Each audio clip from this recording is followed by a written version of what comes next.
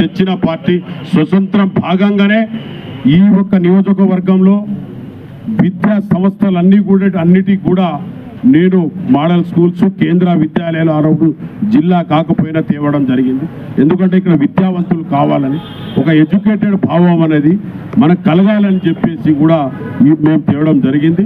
అదేవిధంగా కస్తూర్బా స్కూల్స్ కానీ అన్ని స్కూల్స్ కూడా అప్గ్రేడ్ చేయడానికి నేను కూడా ఇప్పుడు ఢిల్లీలో అది కూడా చేస్తున్నాను. నేను అభివృద్ధి తప్ప నాకు వేరే విషయాలకు నేను రాలేను. కాబట్టి ముఖ్యంగా ఇలాంటి వాక్యాలు గౌరవనీయులైన ముఖ్యమంత్రి గారు ఆ రోజుల్లో కొత్తగూడెంలో మాట్లాడినప్పుడు ఆయన కాన్సెప్ట్ ఆయన చేస్తున్న కాన్సెప్టే మాట్లాడారు కానీ ఒకరికి విమర్శించి ఏం మాట్లాడలే. ఇవాళ రవీంద్రరావు గారి గురించి విమర్శించి ఏం మాట్లాడలే. అలాంటి విషయాలు మీకు అందరికీ తెలుసు. అనవసరమైన ఆయనకేదో ఎమ్మెల్సీ ఎక్స్టెన్షన్ కావాలని ఇంకోటి ఏదో కావాలని మాట్లాడి ఒకళ్ళకి ఏదో అభివృద్ధి మా దగ్గర వాళ్ళ నాయకుల దగ్గర ఆయన గుడ్ విల్ కొట్టుకోవాలంటే ఆయనకు మార్కులు పడాలంటే ఆయన కేసీఆర్ దగ్గరనే ఉండవనండి.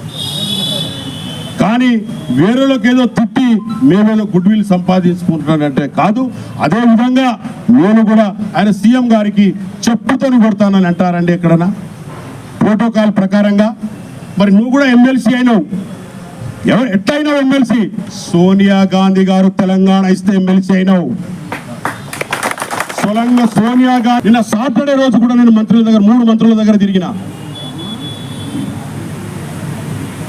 కాబట్టి దయచేసి ఇలాంటి వాక్యాలు మాట్లాడి ఇలాంటి కొట్లాటలు పంచాయతీలు పెట్టాలనుకుంటే పెట్టుకోండి, కానీ ఇలాంటి చేసి ఈ మహబాద్ను పాడు చేయకండి.